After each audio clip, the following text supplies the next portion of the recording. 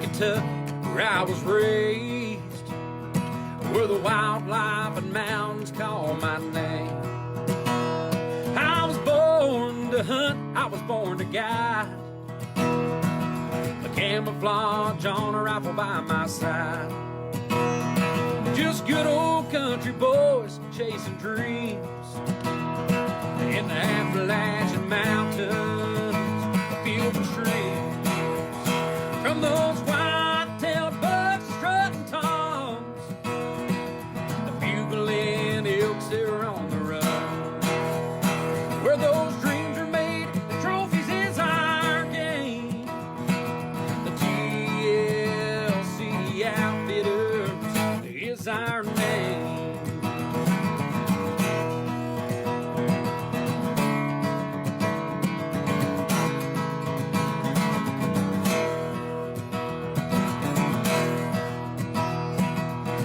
The coyotes run all night. It's music to my ears and in my sights. I've got this hunting fever down in my bones. Glad my daddy taught me everything I know. From those white-tailed bucks strutting toms, the bugling elks that are on the run. Where dreams are made, the trophies is our game. The TLC Outfitters is our name. From those white-tailed bucks strutting toms, the bugling elks that are on the run. Where dreams are made, the trophies is our game. The TLC Outfitters is our name. The TLC Outfitters is our name.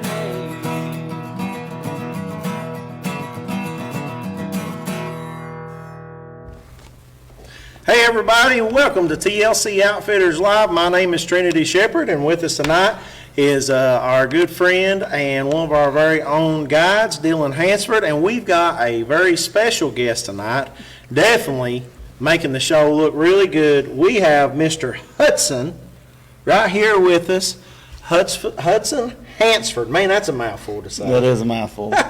So we appreciate them taking time out of their busy schedule. And we've also got another person here tonight that is behind the scenes and does a whole lot for us, and a great support system for us, and that is Dylan's better half, Miss Samantha. So we appreciate them coming out and being on the show with us tonight and helping us out. Hope everybody is having a great Wednesday, a great week so far. Hope everybody that got a chance to get out in the tree stand this weekend had a fantastic hunt, whether you harvest or whether you didn't. You know, harvesting is just a very small part of what hunting's all about. So hope everybody has been enjoying the weather, the nice cool down. I got some shout outs real quick before we get into our show. As always, behind the scenes running our video and sound, we got Mr. Thomas Rainey from Bobcat Sports Live. We appreciate him. And Mr. Chris Mead from Mr. Tire right here in Prestonsburg. Couldn't have this show if it wasn't for them, folks. I'm telling you right now. They had to leave me a few shows back, maybe about a month or so back, and I tried to run this thing. It ain't happening. I'll just go ahead and tell you. So they are the ones that make sure that everything's going. I mean, you should see what a set's going on. I don't have a clue about it, so they're the ones that make this show happen. Also, Mr. Darryl McCoy from D&D Sports. Big shout out to him. We appreciate him. Our good friend Jake Rainey, man. I tell you what, Jake's making us proud out there, doing the golf thing, doing everything he can to be the best student he can, and we appreciate him very much. Mr. Jake Rainey, hope you're doing good, man. Thank you to everybody that's tuning in. If you've not done so, please like and share this video. That's the only way we can get the word out about the good things going on, not only at TLC Outfitters, but Eastern Kentucky. You know, we want Eastern Kentucky to be the ultimate destination for everybody. So make sure you like and share this to your Facebook page, to any group that you may be able to share it to, or whoever. Tag some folks in. Also, tonight is our call-in show. So if you have those questions, you can actually call us, text us, or you can put it here on the comments below, and we will do our best to try to get to it. And they're going to put that number up here in just a moment when we get ready for that, but we'll be doing that towards the end of the show. Some news, but before we get to the news, every day that we get to do what we love to do is a very great day, a very blessed day. But man, our hearts and minds are very heavy this week as one of our own, Mr. Corey Black. Our thoughts and prayers go out to him as a very unfortunate week as he lost his mother and his stepdad this week. And I just want him to know that we love him and his family. I want him to know what he means to all of us, what his family means to all of us. Our hearts are broke, and we've been very sad, and will continue to be. But now, thoughts and prayers for Corey and Michelle and their family, their wonderful family, and this tragic time of loss for them. So please remember them tonight. We appreciate them so much. Getting to our news, but before we get to our news, we got a little video we want to show you. We had some great opening day dove season fun. Yes, sir. We was going to play it last week. We kind of forgot about it, but they're going to put that up right now. I'll tell you what, folks, if you have not tried dove hunting, there's a couple things you need to remember. Number one, Kentucky Department of Fish and Wildlife all throughout the state puts these public dove fields out, okay? And they are everywhere. And you can get online at fw.ky.gov, and you can actually go on there and check out where a field is. Did I do something wrong? No. Okay. They's looking at me and going on, I must have done something wrong. They're not doing anything wrong. It's all me. But you can get on fw.ky.gov and check it out. And dove hunting's going on right now. We like to go the opening day. That's usually when everybody likes to go the opening day, opening weekend. It's the hot spot. That is the hot spot. So we had a great shoot this year. We went to Clay WMA, and I'll tell you what, man, Dylan cooked us up some breakfast right there on site. We got to enjoy some great company with Dylan's dad, Randy, and Peyton. Peyton Is your cousin. That's and a good friend of ours, Farley. We all had a fantastic shoot. As you can see there, we got a 4-man limit, and we shot our arms off, man. I tell you, 175 shells. That's just by you. Borrowing yours. That's just you. I know. That's not counting probably the 200 I shot. So if you think that you're a good shotgun shot, you need to go try dove hunting. Yeah, test them. Yeah. Now, not only that, sometimes people are turned off because they have this thought about doves or whatever. There's an abundance of doves, and doves are really good eating. Matter of fact, we love them. One of our favorite, probably one of our favorite table fire that we can get. We make dove poppers, wrap them in, and this is Dylan's recipe. Take the breast meat, wrap it in bacon, stuff it with cream cheese and a jalapeno pepper in there, and they are fantastic. But it's a good way to introduce kids to the outdoors. It's a great way to get the entire family. Dylan, one of my favorite things about this year's shoot is we've seen that entire family. I think there was a mom and dad and about 5 kids. Yeah, the kids rode in, man, and heck, if they didn't shoot 3 boxes of shells right off the bat, and they had a ball. That's right, man. Loved it. And that's what it's all about. That's Hudson and all the kids of TLC Outfitters, young and old, it's never too late to get started into something new. I'm telling you right now, give dove hunting a chance this year. It's a great way to enjoy the great outdoors. Hello to everybody on here. If I sit here and go through everybody, we'll be here all night.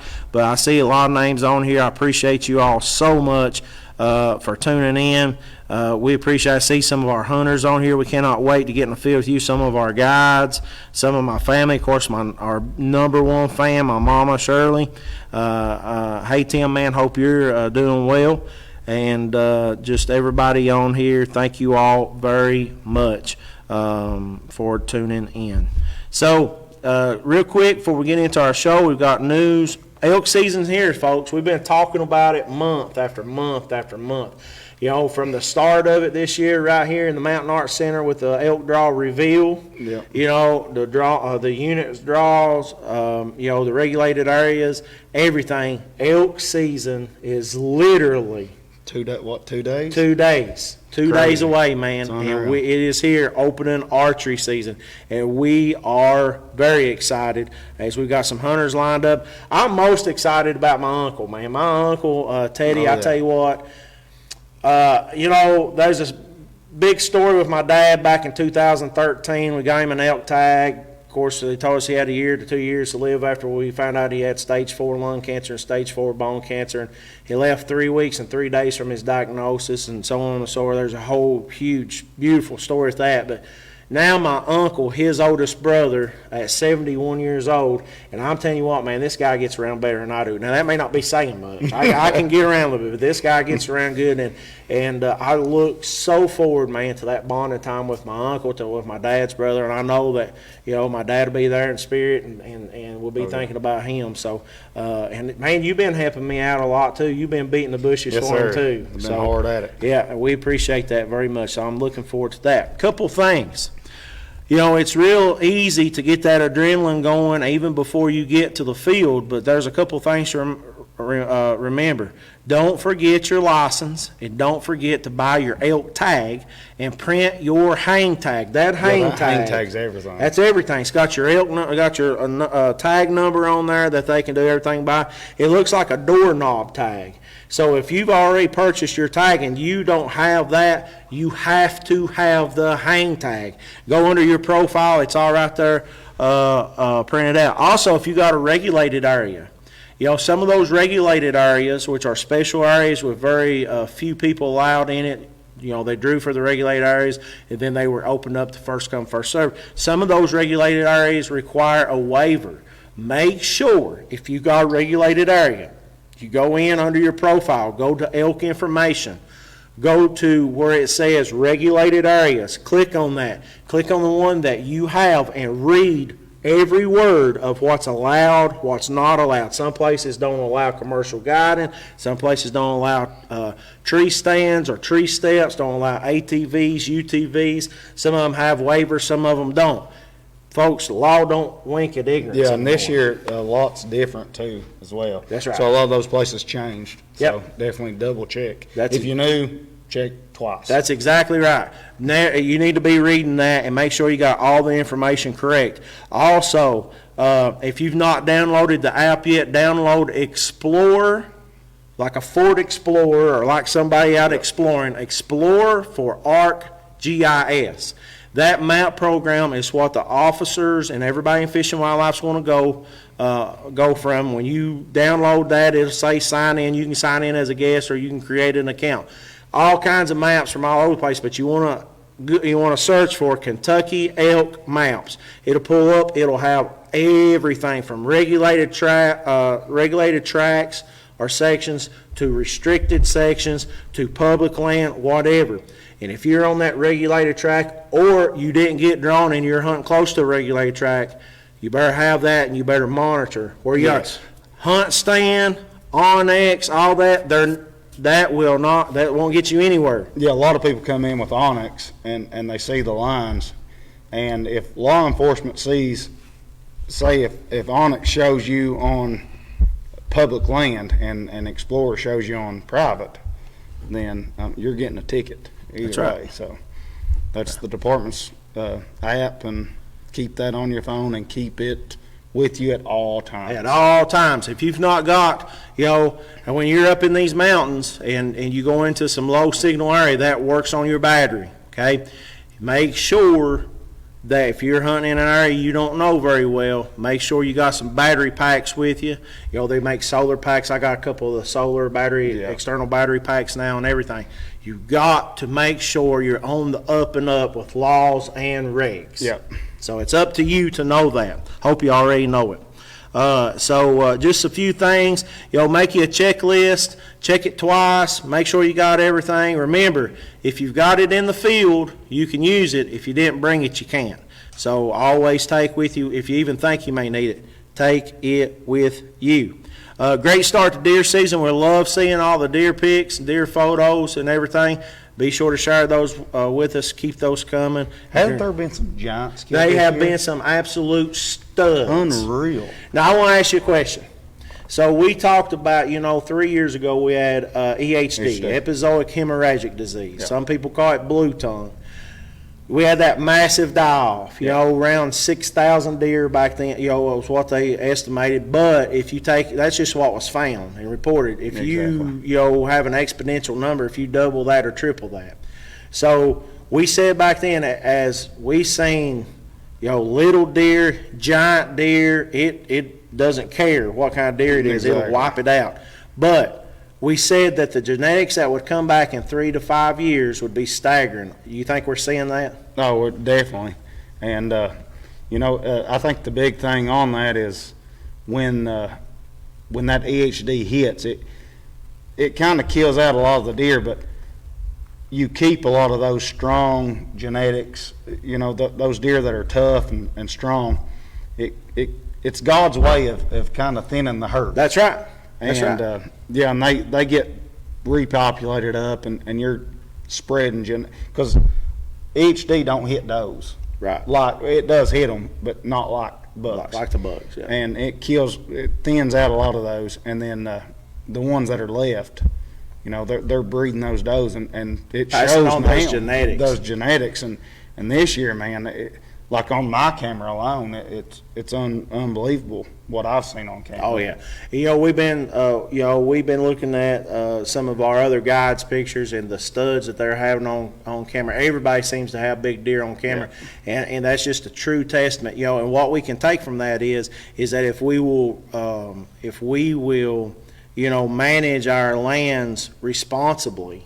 Yeah. That's the same thing that we can do as Mother Nature done, as God took care of it for us. Yeah, exactly. In a lot less cruel way. Yeah. So, and too on public land, there's not a lot of management like there is on private land, but the deer we're seeing on public land is unbelievable. Yeah, it is. It is, and we're very excited. So, that's something to think about. And it's a good time, man. It's a good time. Those new genetics come in. You get a lot of weak deer clean. I mean, it's a good time to be in the deer woods right now. So remember that. So we're getting ready to go to commercial break. Like I said, I appreciate everybody tuning in. If you've not done so, please like and share this video. Hey, Jason, man, I hope you're doing well, buddy. Miss Kathy, looking forward to hunting with the both of you. Thank you all so much for tuning in. Hello, Miss Kelly. Hope you're doing well up there in Ohio. So we are going to go to a commercial break. We are going to come back and we're going to be talking about a very important subject that's going to be coming up this weekend that a lot of people is going to be facing, and that is big game field care. So thank you all so much for tuning in. You're watching TLC Outfitters Live.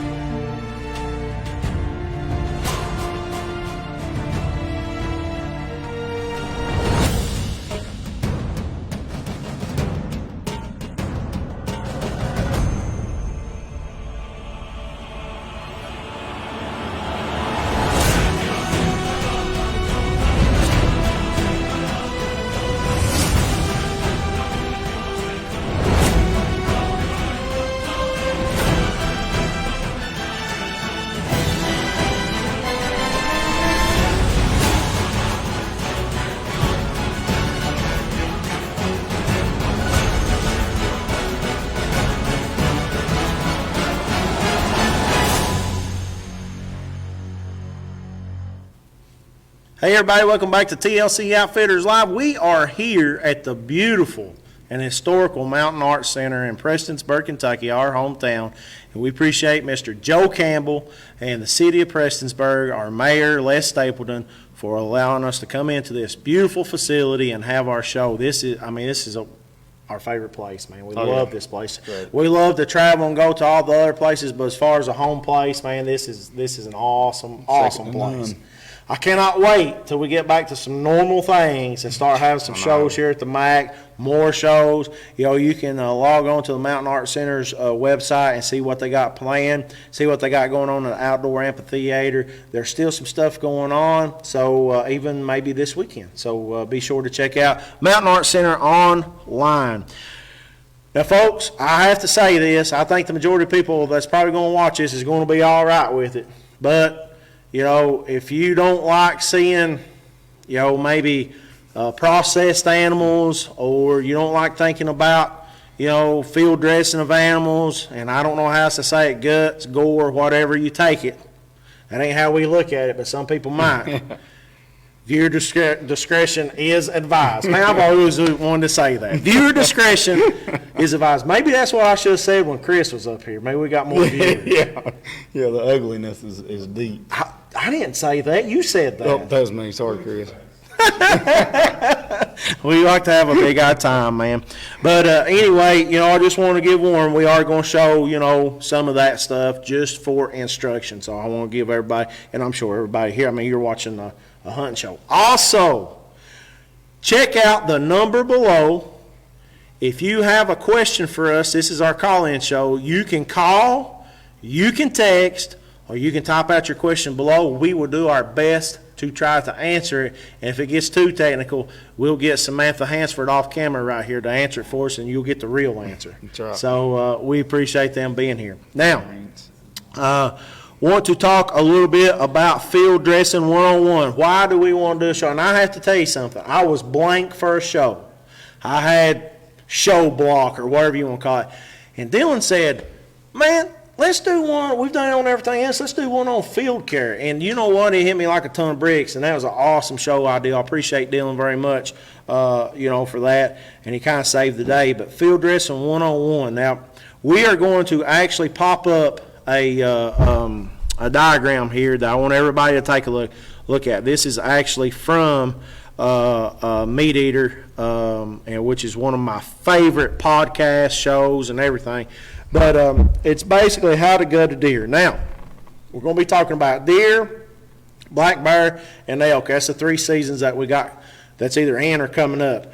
Now, of course, deer is a lot easier than an elk. Elk is, you know, a deer, you're talking about 100 to 200 pounds. 200 pounds, and then you're looking at 750 to 900. That's right, with an elk, you know, especially with the bull. So that's with guts. That's with guts, and there's a lot to it. So, you know, and even though, you know, we're a lot different this year from last. You know, last year, man, we was hunting in 102, 3, 4, 105 degree weather. Yeah, I mean, even up in October, I think we killed one bull. It's like 103 degrees. That's right. It was crazy. Drought for 40 days. Thankfully, it's not that way this year, knock on wood. Night times are going down into the 60s. Daytimes are still getting up there a little bit, but hopefully we'll get there. But anyway, I want us to take a look at this diagram right here. As simple as it is, you know, it kind of shows, you know, the basic beginning. So let's talk about deer. Now, when you talk about starting on a deer, an elk, or a bear, it's basically the same. Now, we're going to be talking about males, you know, bucks, bulls, or a boar, a bear, and you know, later on, or even during archery season, you know, it's about the same thing with a doe or with a cow. You know, or with a female bear, but you know, it all starts out the same way. Now, here's the big difference. With a deer or a bear with the guts in, even by yourself, you can kind of manipulate that baby around where you want. You can get him kind of in a downhill position. Downhill, yeah. scoop them out. You know, so head uphill, head down, or butt downhill. So when you're, you know, field dressing that thing, everything's flowing the way you want. You're using gravity. If you get an elk, How many times have we been on the side of a cliff basically needing a rope to hang on trying to field dress It's one? unreal. It is unreal. And you can't just scoot them over. What are you going to do with it? Exactly. Yeah, And it's like a half a truck laying there. Yeah. You know, so you're not going to manipulate. So, this is some things to think about. Also, during warm weather hunting, as most of you all know, you are in a race against time to get those guts out. The quicker you get those guts out and get that animal cooled down, the less chance of spoilage. Exactly. And once the animal's shot, the stress level goes up drastically. So, I mean, and people don't understand how stress on an animal can actually spoil their meat. Absolutely. It's really unreal. And, we've got up to animals within 3 hours before, and they were so stressed, the meat was destroyed. It was tainted. Yeah, it was awful. And, something I want people to remember is that, last week in Oregon, we had a hunter was actually gored by a shot bull that had been shot the day before. Yep. And they walked up on it, and he's actually gored and killed. So when you're messing with a 700-pound, 800-pound animal, a lot of things can go wrong real quick. Even with a whitetail as well. Even with a whitetail. I mean, you always touch and eyes open. That's If right. eyes are closed, don't get around it. That's right. Because, I mean, that baby will jump up. That's exactly right. Always be aware of what's going on. Now, as we go to this schematic here, like I said, it's kind of simple. All this stuff is going to be, kind of repetitive and whatever. But here's something, that we wanted to show you here, and this is from Meat Eater. Like I said, you can find this stuff on online. But the first thing that you want to do is you kind of want to start at the tail, and what I normally try to do, and may be different for whoever you may talk to, but I always start around the butt, around the anus there. Yep. And I'll always take my knife and kind of circle that, and it just makes, if you cut the skin and get that going, once you go to the inside, it's easier to pull that out at the end. Yeah, easy starting point. Easy starting point. Elk, bears, the same way. Now with an elk, there'll be a little bit of a difference if you're not going to split the pelvic bone, and we'll talk about that in just a moment. So now when you're talking about a male, of course, the male parts, you just want to kind of start at the top of that and bring all that down together with the skin and everything down, and then you're going to get to where you can get to the pelvic area. Yeah. Now it's very important to remember, don't make unnecessary cuts. Yeah. Yeah, I'm fought for it also. I mean, I've cut a lot of meat off before skinning, but you learn as you go.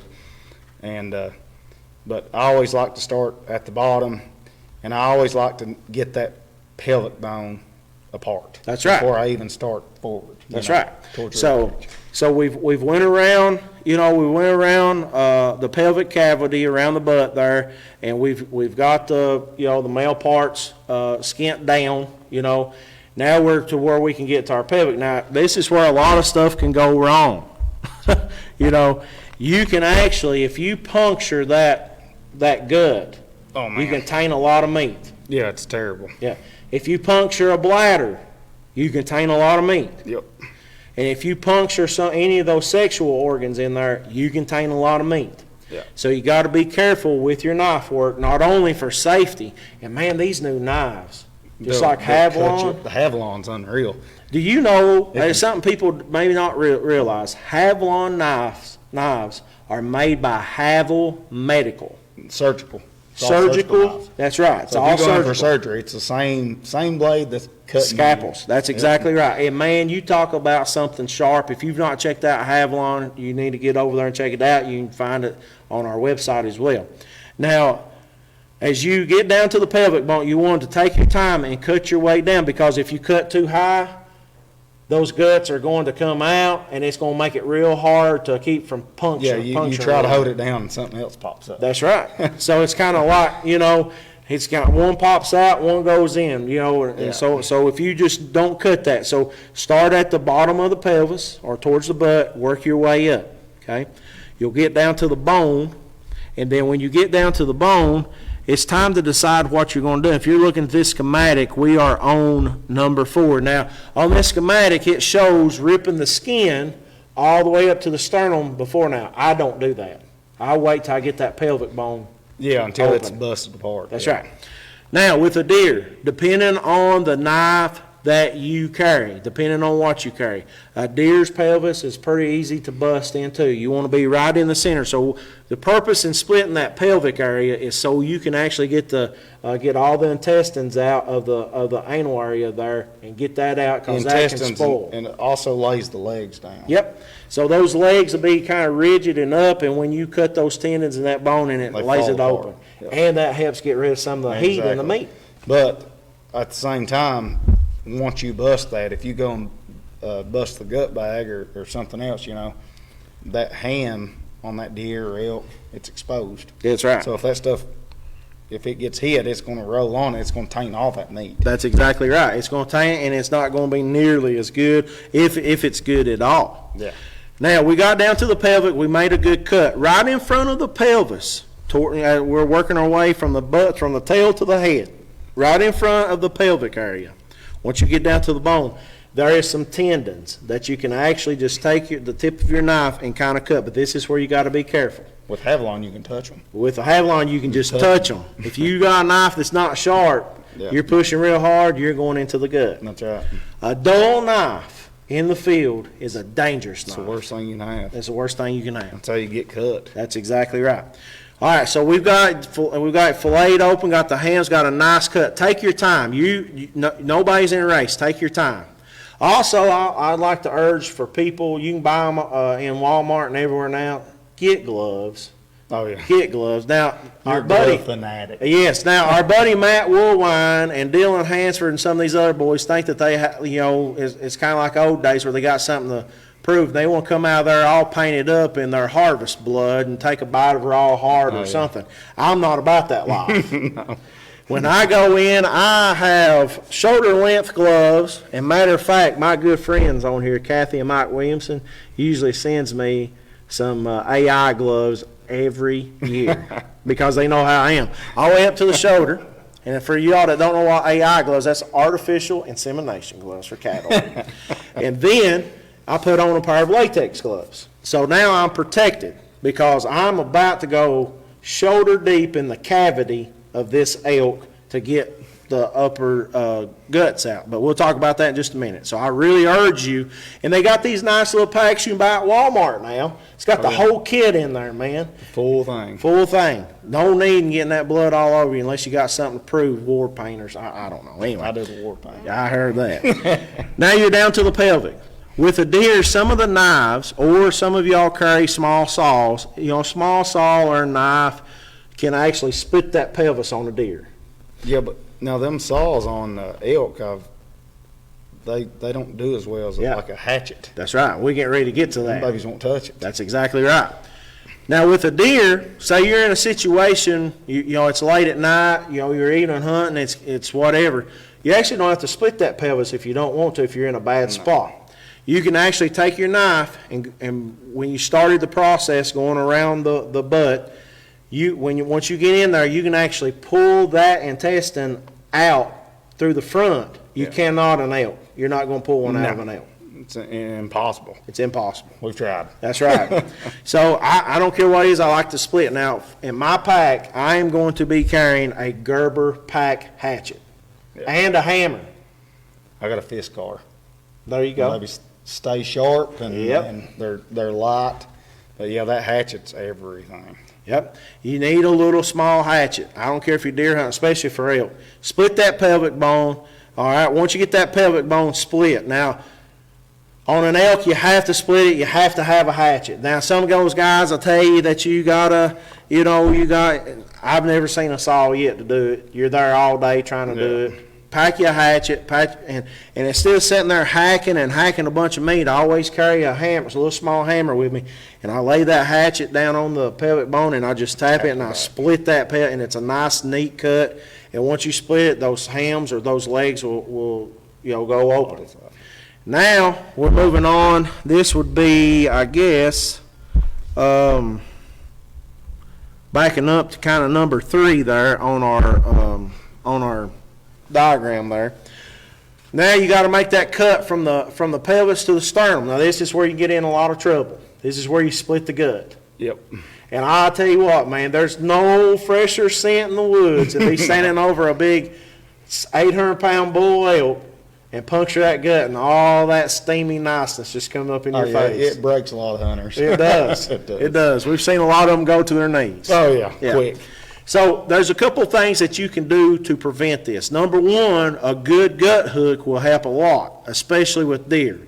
I've not found a gut hook big enough yet for elk. No, they don't work. So I'm going to use my knife. So what I do, on a deer, you can actually take 2 fingers, you can push that gut back in under the hide, and you can actually take your knife and you can just kind of zip up. Now with an elk, I'm taking my whole hand and I'm pushing that big stomach in there. 4 fingers. Yep. And you're just kind of taking your time because you don't want to cut your hand, and you're going all the way up to the sternum. You reset every cut. They reset every cut. That's right. And you're going to the sternum, okay? Once you get to the sternum on anything, you're going to run into this kind of, I don't know how to say, it's kind of like an umbrella. It's kind of like a tarp, if you would, that separates actually the pleural cavity, which is the heart and the lungs, from the guts, which is the stomach and the liver and the intestines and all that. So now you got to deal with this. Yeah.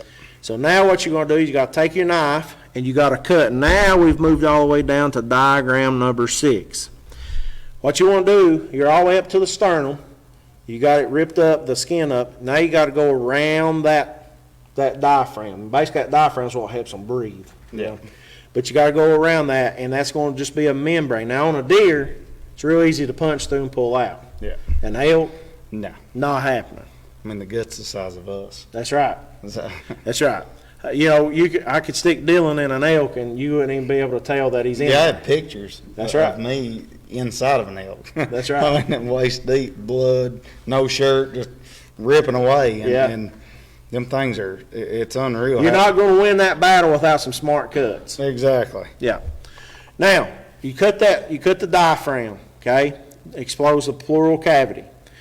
Now, it's time that you're going to start working on the heart and the lungs. Yeah.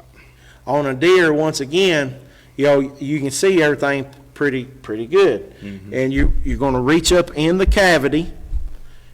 And what I like to do is I like to take my non-cutting hand. So I'm right-handed. I got the knife in my right hand. I slide my hand up until I find the windpipe.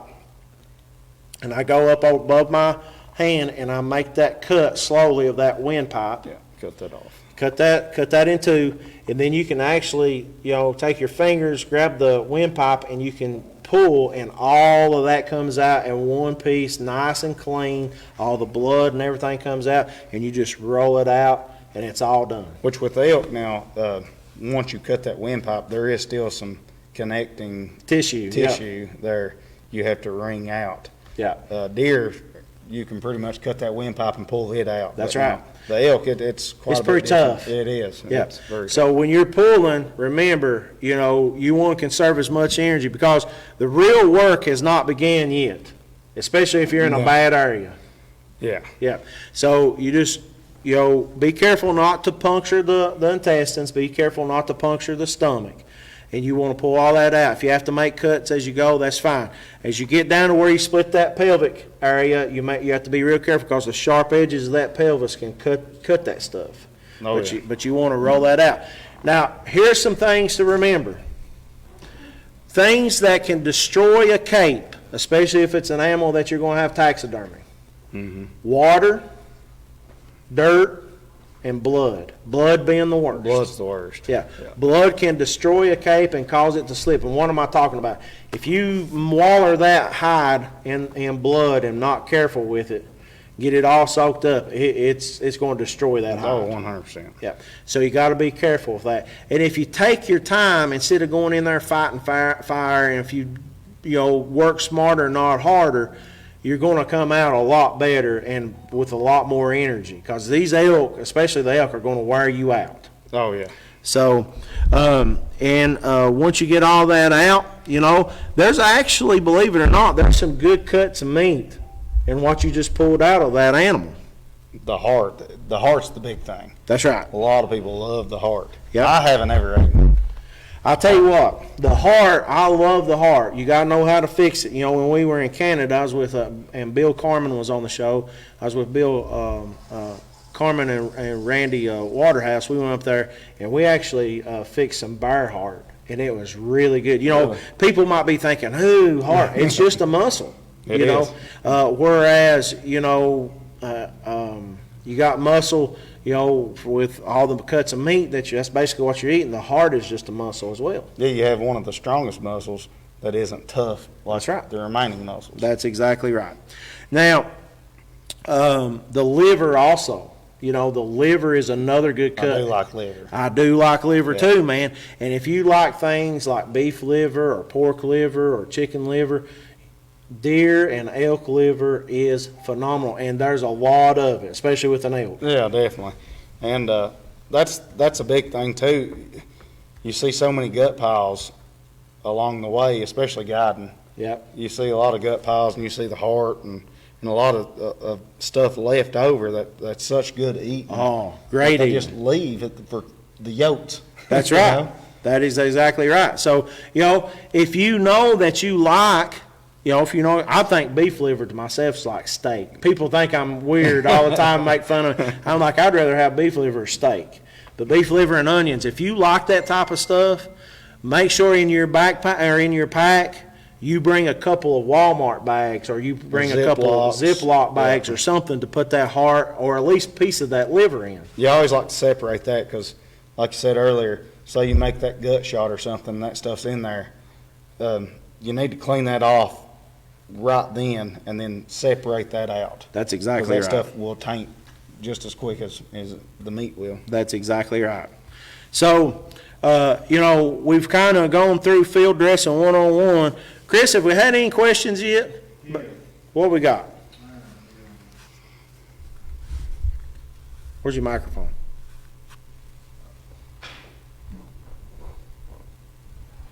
We got a question.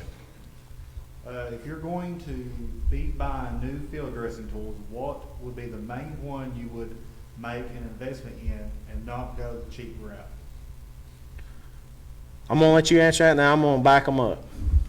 I like the ones that Walmart has is good ones, but that is a cheap route. They dull really quick, but I always like having individual knives, hatchets, everything. Something that's going. Well, the Havilon for one, and then like I said, the Fiskar hatchet. Yeah. And I wouldn't buy a pack. I mean, not to kind of. Right. You know, not to throw down some of that stuff selling right now, but I like to have individual things. Everyone has their pick, and I always like to separate all that out, and then you can organize that on your own. But That's exactly just right. the hatchet and then the super sharp knife. Then I always pack a fillet knife as well. Yep. I love a fillet knife. Yep. You know, that calls for fish, but especially separating that hide from those guts and stuff, you can't beat it. Yeah. The way that blade lays. And we talk about caping here in just a minute. That fillet knife's gonna come in the best thing big, ever. you know, big way. Now, for myself, I always carry a Gerber pack hatchet. It's the smallest one. It's got a plastic handle with a metal head, and it's got a nice sheath over it, and it fits perfect in my Badlands backpack. I mean, it's right in there, and I don't even know what's in there. Then I got a little hammer that's with me, so I can make that precision cut on that pelvic bone. That's all that's needed for. Now, when I get into quartering, that hatchet is going to come in handy in case I can't break those joints. I can actually cut it with that hatchet. As for me and what it's going to be in my pack, it's going to be Havilon all the way. Havilon has these great new knives out called the Talon series.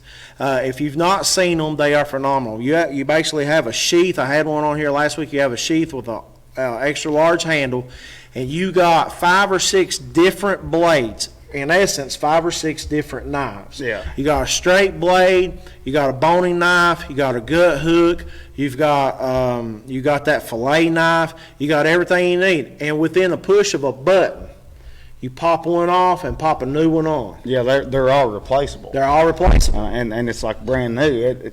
But any sharpener you buy is not like these. That's right. medical scalpel sharp. So you're always going to stay right where you need to be with a sharp knife, and it's real safe to pop. And the cleanup on these things are brief. So instead of packing this big, huge pack of knives, They usually come in, those big plastic boxes that won't even fit in a backpack. that won't even fit in a backpack. Folks, check out Havlon Talon. That's what's in my pack. It's in my pack ready to go for Saturday, and it's what will be in my pack all season long. So, folks, we're going to take a break. Great question. Thank y'all so much for tuning in. We appreciate it. If you've not done so, please like and share this video. Our good friend Rich Storm says, howdy guys. Rich, hope you are doing well, man. Looking forward to getting in the elk woods. We're going to come back. We're going to be talking about game bags. We're going to be talking about quartering. And we're going to be talking about field to fork. Y'all are watching TLC Outfitters Live. In 1981, Havells began supplying the medical industry with world-class surgical blades. In 2005, a new division, Havelon, created the first surgically inspired replaceable blade knife. The rest is history.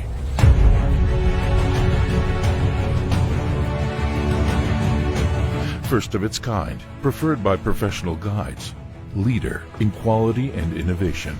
Never lose your edge.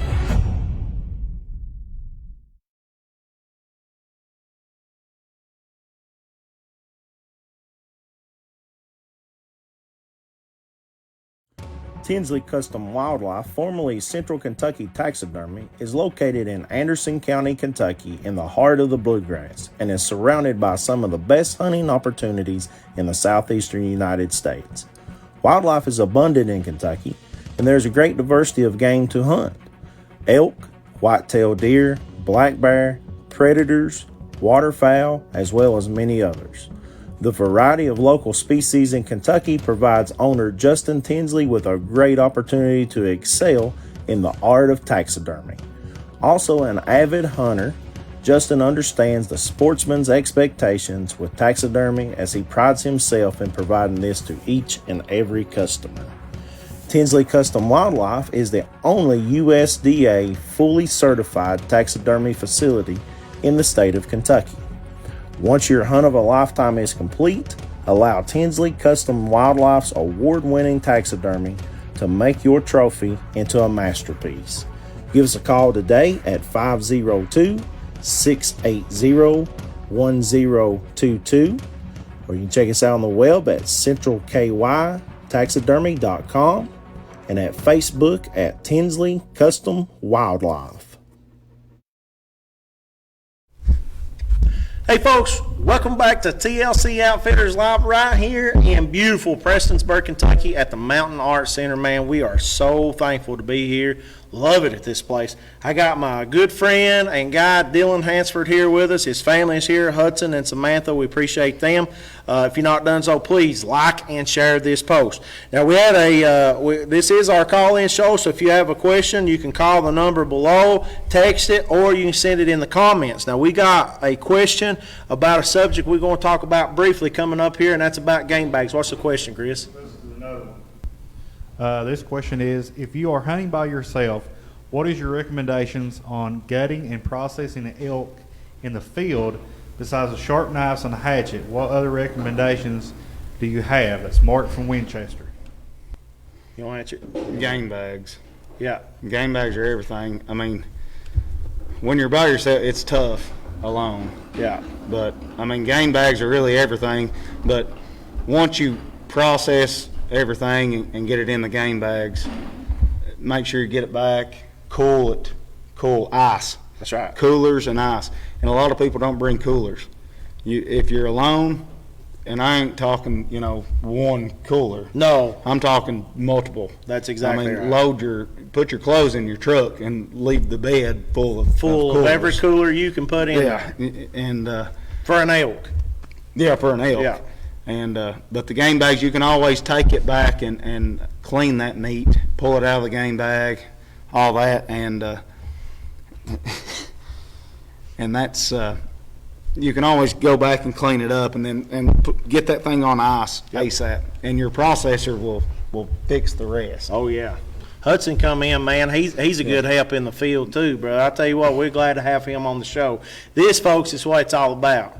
You know, if you're not taking people hunting and fishing, you're not taking kids hunting and fishing, this is what it's all about. We appreciate Hudson coming out and being with us. I am a big fan of Hudson Hansford. He just don't know what a big fan I am of his. Thank you, buddy, for coming out. Last elk season, we had him, he had show and tell at school before Corona, of course, and all the kids brought, books and stuffed animals, and he took my elk bugle and elk sheds. So. This is the next generation of TLC Outfitters right here, and our wildlife everything. So, yeah, we appreciate him. Now, game bags, one thing you want to remember about game bags, you want to make sure you get the proper size bags for whatever game you're going after. If you're going after deer or bear, of course, that's going to be your medium-sized bag or what we call a whitetail bag. If you're going after elk, you're looking at what's called a extra large or big game bag, which is more along the lines for moose and elk. Yeah. And that's kind of how they do them. There's different brands or whatever, but game bags are a must if you're hunting by yourself or you're going to be quartering that animal. Number one, it keeps a lot of stuff that can ruin the meat. It keeps hair, it keeps dirt, it keeps all of that out. Also, as you're transporting that in your pack, I don't know about you, but I got a Badlands pack, and I don't care to put that through as much as I need to, but I also want to be as clean with as I can, and game bags is going to be able to do that, as you see some here right now on the show. So you want to make sure you put that in, and it's also going to keep a lot of parasites off. Flies and things like that are bad, especially during the warm months. You put that on there, and it's going to protect that meat. So if you don't have game bags and you know you're going to be quartering, you need to have them. Let's talk about quartering real quick. Well, the quartering, on that question, big thing I recommend too is a good pack, pack out bag. Yeah. I mean, those things, I've packed out hams before on an elk, and you throw them on your shoulder and they bend so many ways. I mean, you've got black eyes by the time you make it back to the truck because they're kicking out. And highly recommend the best of the best, not the best of the best, but just a solid frame backpack with the bottom. Right. I mean, you can't put those things in a backpack. When it comes to this stuff and your equipment, I know everybody's on a budget, but I always tell people you're only as good as your equipment allows you to be. Yeah. And, you want something that's going to be quality, and when you're going in there, I mean, you're talking about hind quarters that can weigh as much as 125, 150 pounds. It's like dragging a deer. That's right. It's like dragging a deer on your back. Yeah. So you either want a good pack that has a internal frame, if you want to go that route, if you're having to pack other stuff, or if you can get a pack frame, which is an external metal frame that's just made for packing quarters out, you can get actually more meat. It just depends on what you want to do. So a good pack is essential, game bags as well. So when we talk about quartering is basically what it is. When you talk about a quarter, you're talking about 25% or 4 parts. Yeah. So if you're not with a guide, most of the time we have winches and we'll always try to get it out. But now there is occasionally you have to quarter it. That's right. And what I always like to start is get the elk on the side, and get your pictures of course and all that good stuff. But I always like first splitting that hide down the center of the spine, and then that's where I like the fillet knife. You fillet that hide down. That's basically like your tarp. Yep. So you don't gut the animal. No. You leave that off, and if you bust that, I mean you've destroyed the hide alone. But fillet that down and then flip it over, and then you work piece by piece. I always like to take the hams off first, and you take that one back strap out. And a good secret on the back straps, a lot of people try to cut, they cut the top and then cut down the side and then cut under. You can actually take your hand, you can cut the spine edge, cut the top. You can take your hand and bend it in. You can slide that down, and it completely preserves so much meat that you'll never get. That's right. On that back strap. Yeah. And just basically you can basically pull that back strap out. Pull it out completely, just rubbing your hand on it. And then take that front quarter. And then once you're done with that, you start the fillet on the opposite side, and then you flip that over, and then you have your hide already there. and then you do the same thing over, and then never cut your head off first. No. Yeah, I always save that for last. Yeah. And that's how I like to quarter, but, I mean, quartering's tough. It I is. mean, you really got to do your research on it, Yeah. because you're talking ball joints. And, Especially with an elk. yeah, it's unreal. I mean, their ball joints are the size of a baseball. Yeah. And finding that, the first time I ever done it, I'd never quartered one. Right. And I mean, it's completely YouTubing. You're looking it up and then trying to cut it out. And I probably wasted, the first couple I done, I probably wasted meat. But if you really, meat eater is really good. Really on that. good. I Really mean, you good. can find that, but that ball joint's everything. If you cut that ball joint out, that meat will kind of come off and you can see where it lays. Yep. And you can kind of, you know, just finesse your way around and you get every inch of meat you Yep. always will. So when you're dealing with quartering, you've got basically the back legs, or what we call the hind quarters, or the hams. Yeah. You got the two front legs, what we call the shoulders. Then you've got the two back straps on the outside. You've got the inner tenderloins. You've got the head. And then a lot of people, especially on those elk, like to take the rib racks. Yeah, I've seen that too. Now, when I've quartered before, we never have got the inner tenderloins just because it's so hard Right. in the areas we were. But yeah, now the ribs are easy to get. But like I said, that's where I like that fillet knife. You can kind of, roll that fillet knife around, and the way that blade rolls, you can slice through and you can get all that rib meat. Yeah, absolutely. And that's a big thing now. That is a Rib big meat. thing. People Yeah. love it. Absolutely. If you know how to cook it, if you know how to get the lining off of it, it's phenomenal. It's unreal. And I'll tell you something else that we've been trying out is, I hope I don't slaughter this, but osabuku, which are the elk shanks and the deer shanks. Yeah, and you soak crock pot that stuff. Yep. So the bottom part of the leg, which if you think about it, on their back legs, it'd be what would be the calf, if you would, or that back piece of meat, the small piece of meat on the bottom. The muscle. The muscle. The muscle of the Yeah, leg. and then the front, you can actually slice out the bone in it, and that is actually one of the best cuts of meat. One of the best cuts. But you gotta know how to fix it. Slow cook. That's Yeah, it's a slow the cook. dickens out of it. Yeah, I mean, Yeah. hours. Yeah. But, so, if you follow the lines, like Dylan said, on the hindquarters, you just kind of follow the creases, get it down, push it over, and then you find that joint and take your time, go around, cut the tendons and ligament. You can actually kind of pop that joint out and then just follow the crease, and then you've got your two back straps out, you got your two hindquarters out. Now this is all deer, bear, all of it.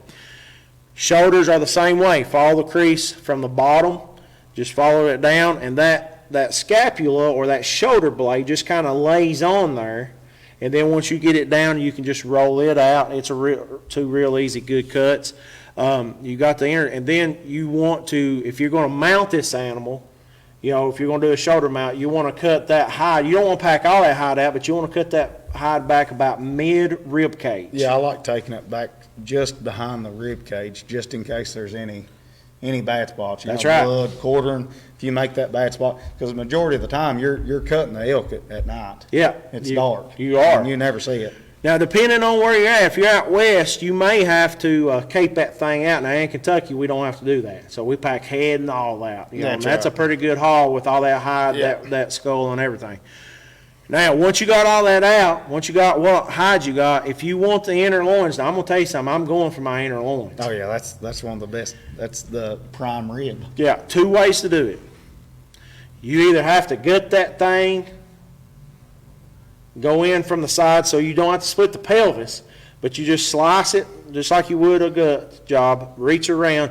You can actually, they're so tender a lot of times, especially on deer, you can take your hand and basically pull them You out. can pull them out. Yeah. Or you can roll that thing on the side, right where the flank is, where the last rib meets into the backbone. You got that soft part going into where the hind quarter would be. You can make a lateral cut right there along the backbone, and you can actually reach your hand in there and do a little knife work. You can reach your hand in there and pull that inner loin out. And it is tough alone. It is if you're tough. alone, but, Yeah. because you just can't move it That's right. around none. But That's yeah, I mean, definitely try to get those inner tenderloins. That's exactly right. So you get those quarters out. As you get them out one by one, you're putting them in game bags, hanging them up if you can. If you can't, laying them someplace clean. Usually, yeah, where the majority of the elk are, there ain't many places to hang the bags. Right. So, I mean, I always like to lay down, we have a grass called cerisa grass. You can actually lay that down, and that's a pretty good tarp for them. Yeah. I like laying that on that. And don't overpack yourself. No. I mean, you know, a lot of people try to pack 2 hams at once, and you're dead by the time you You get are back. dead. So, you know, pack a ham and a back strap, or a ham and 2 back straps, you know. Pack a head and you know, a back strap and whatever, and just, it doesn't do you any good if something happens to you in the process. Yeah. And this is very strenuous work. With those game bags too, I usually like to do, you know, 1 ham, pack it out, and of course the head and the cape. And then I like to do the back straps in 1 bag with 1 front shoulder. Yeah. Take it in 1, and then do another front shoulder. It's usually, it's at least 5 trips. That's exactly right. By yourself. By yourself. Yeah. That's where it's good to have a good buddies Help. or something to Yeah. come and help. Now, field to fork, you know, once you get those things, you got to get them on ice really quick. That's one of the most important things. If you're getting an elk out whole, this time of year, you're only icing the inside cavity, you're icing the outside of it as well. The neck area, if you're gonna, you know, if you're gonna do taxidermist, you can't buy enough ice and put on these things. You know, if you're quartering it, get it in coolers, get it on ice, cool it down any way that you can. And if you have the whole animal, you know, we always stuff that gut full. Yeah. You know, it's taking 13, 14 bags of ice. That's right, on these big bulls. Yeah, That's exactly stuff 'em right. full to keep them cool. Spread those hams apart, lay them all the way open Yeah. if it's whole, where all, you know, as much air can get to cool that heat down as possible. And then if you're going to use a processor, get it to the processor. If you're not going to do a processor, make sure you know your cuts. You know, it's not that I discourage people from, you know, cutting up their own meats, but you can really, all that work can really be botched once you get it to the table to process it yourself on the table. So you're here ready to cut it up for the freezer. Yeah. If you don't know how to cut with the grain, if you don't know what cuts to make, you can really mess it up. So I urge everybody, if you're going to do that, try to get somebody to come in that knows what they're doing. Yeah, and that's tough too. I mean, you've got to know the specific areas to cut for roast, and then I always like to do a butterfly cut on the back straps on a elk. I mean, that makes a 16-ounce steak. Oh, no, you know? man. A lot of people want them only a half inch. I want my butterfly tenderloins an inch thick, man. It's going to be awesome. Anything, Dylan, that we've missed, and we've kind of rushed through this. There's a lot. We sit here and talk all night. You know, field dressing 101, how to, quartering, you know, get on there, look at schematics. It's not that bad if you by yourself. It's a lot of work. Game bags, and then field to fork. Once you get that thing in, make sure you know what you're doing. Don't do all that work and then botch it. Which, now the field to fork part, you know, you can, once that thing's back to your house and you're cutting it yourself, you know, you got time. You got time. there. The biggest thing is just getting that thing cut up and gutted, and if you're packing out, That's right. separate it out. You can worry about the rest later. That's the main thing, though, is be prepared. That's right. Be prepared. Don't come in and do your research. Right. Because if you're doing a solo hunt, I mean, a lot of people think, well, I can do that. But The it's hunting, more work than the what shooting, you think. that's easy. And the excitement, all that's Yeah. good. And then you pack one of those hams up a dang hollow field to the top of the ridge, you're like, heck with that. Yeah. Here's something I have to say before we close on this subject. A lot of people take their meat to the processor. They'll take their animal to the processor. And then they have this thought process in their mind of how much meat they're going to get back. And I've heard so many people say, oh, I got scammed. I'm not saying anything about that, but here's the cold hard facts. Once you take the guts out, the head and the hide, you have this carcass hanging there. That's called hanging weight. The hanging weight is the bare carcass. So it's got just the meat and the bones. An elk is just like a big old, you know, steer. You're going to get 40 to 60% hanging weight. It does not mean that you kill an 800-pound bull, you're going to get 400 pounds of meat. It does not work that way. And I'm stressing this because I don't want people to be mad at the processor. I don't want people to be upset. On a big bull, most of the time the hanging weight is going to be around that 400-pound mark, 375 to 450, depending on how bad you shoot it up. You know, if you shoot up, you make a bunch of shots, it's going to be less. You're going to be down around that 40% mark. You make one clean shot through that rib meat, you could be at that 60% mark. So in closing, on a big bull, average weight 650 to 850 pounds, you're going to get somewhere in the neighborhood of about 150 to 250 pounds of meat. Yeah. That's a lot of meat, mister. Oh, yeah. And that's not counting, too. You know, a lot of these elk take 3 and 4 shots That's right. and arrows. And you know, when they're laying, that wound where it was actually shot, that the longer it lays, the more that meat. Bacteria is built. Yeah. And that's more they have to cut out. So it's not the processor. It's just how you do it and getting it there the best way you can. That's right. The more you shoot, there's going to be less meat you get. That's exactly right. And I hope everybody understands that and talks to your processor. Once again, processor and taxidermist, give Justin Tinsley a call today. If you've not got a taxidermist yet, you better call Tinsley Custom Wildlife. He is the man. So remember that. And anything else? No, it pretty much covers it. I think so too. There's a lot of things that we could talk about, but before we close out tonight, we are going to go to our good friends at Wildlife Women for not only the tip of the week, but they got a product spotlight for you. And I'm telling you what, folks, if you're not trying out what this lady is getting ready to show you, I put 2 up this week. The Spy Point Cell Link is unbelievable. Let's check out our friends at Wildlife Women.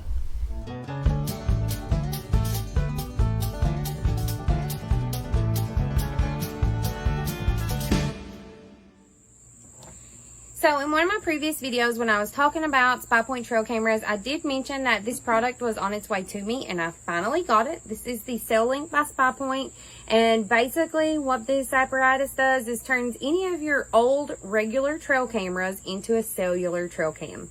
So here's how it works. If you remember back in the 90s or early 2000s, they had the converters that would take your Discman with the cord and a tape cassette attached to it, and you put it in your tape player and you could play your CDs that way. So this kind of is working the same way. So here is one of my old trail cams. This is a Browning trail cam. Takes a full-size SD card. So the Cell Link actually has a cord with a full-size SD card attached, and you are gonna just take that card and it is gonna plug right into that SD card adapter. And when this takes a picture, it's going to send it to this SD card, which sends it up to the Cell Link, and then the Cell Link transmits it to your Spy Point app. It's a really cool technology. Nobody else on the market has anything like this yet. It's a real game changer because everybody wants the cellular technology, but we've already bought all these other cameras. And they're still working. They still do good jobs. So why would you want to just not use them anymore and buy all new cameras?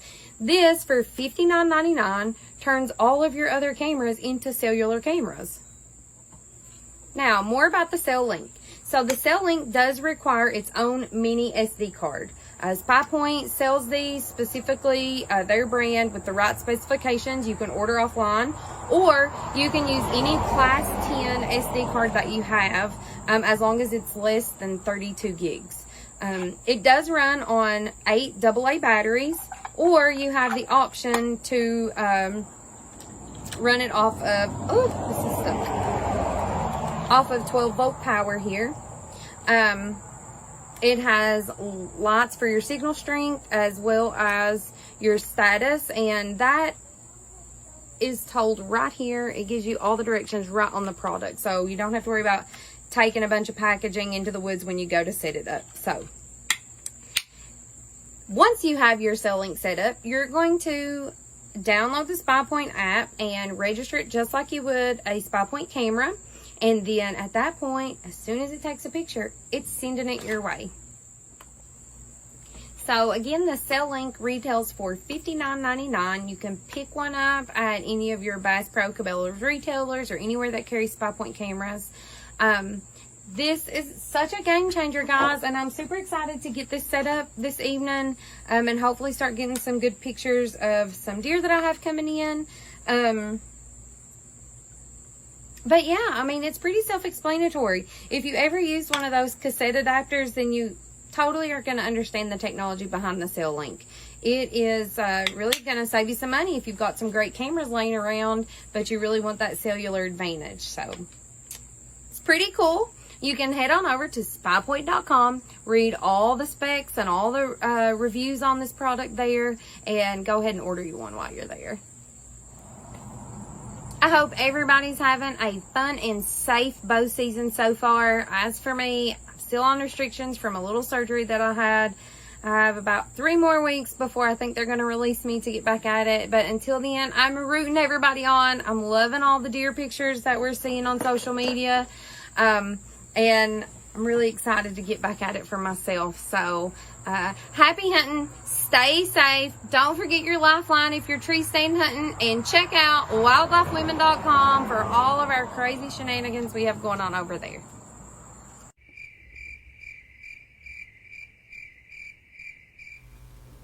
Thank you, Aaron, from Wildlife Women. I'm going to tell you right now, those Cell Links from SpyPoint cameras are phenomenal. I've already got a couple of them out. They are working great. $60 turns in. Every one of us has got cameras.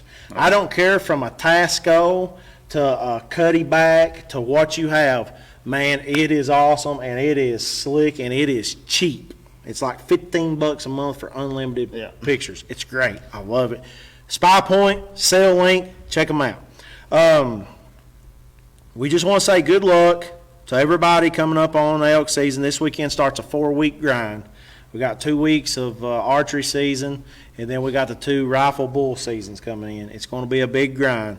We want to wish all of our law enforcement and biologists and our techs from Kentucky Department of Fish and Wildlife that's going to be in the field. We want to wish them safety and everything. We want to wish all of the outfitters, guides, and hunters good luck. I don't care who you're going with or what you're doing. I want to see everybody have a great hunt and harvest a great animal. The facts are, Dylan, everybody's not going to harvest an animal. No. That's just the way that it is. So, enjoy your hunt.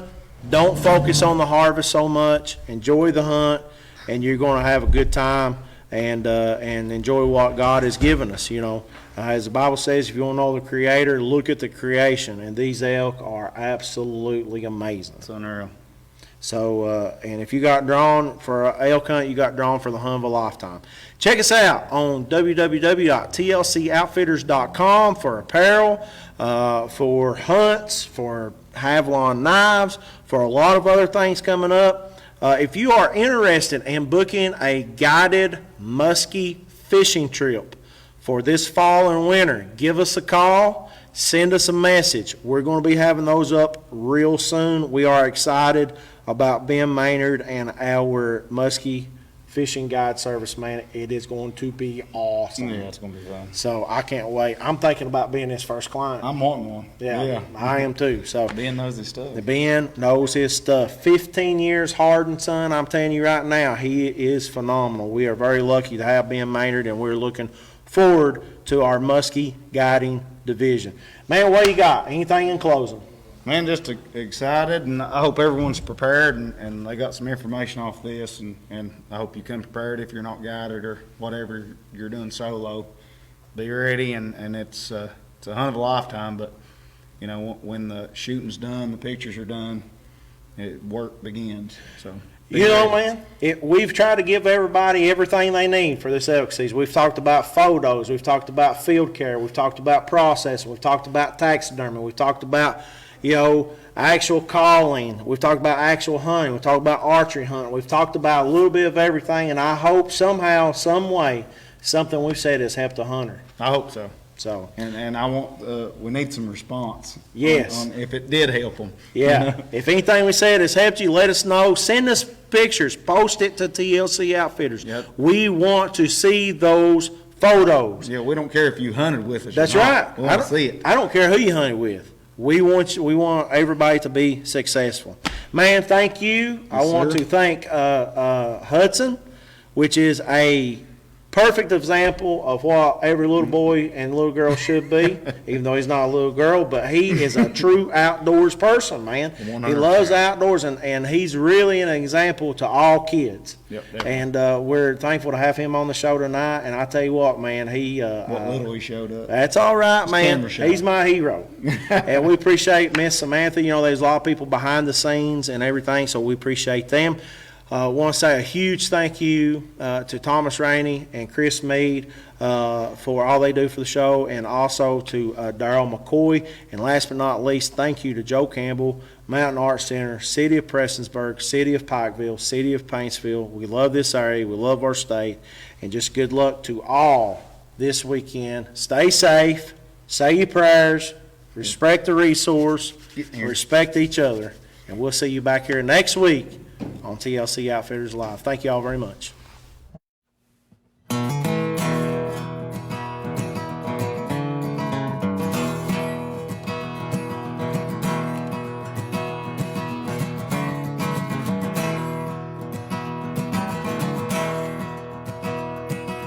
Eastern Kentucky, where I was raised, where the wildlife and mountains call my name. I was born to hunt, I was born to guide, a camouflage on a rifle by my side. Just good old country boys chasing dreams in the Appalachian Mountains, a field of trees. From those white-tailed bucks strutting toms, the bugling elks that are on the run. Where those dreams are made, the trophies is our game. The TLC Outfitters is our name.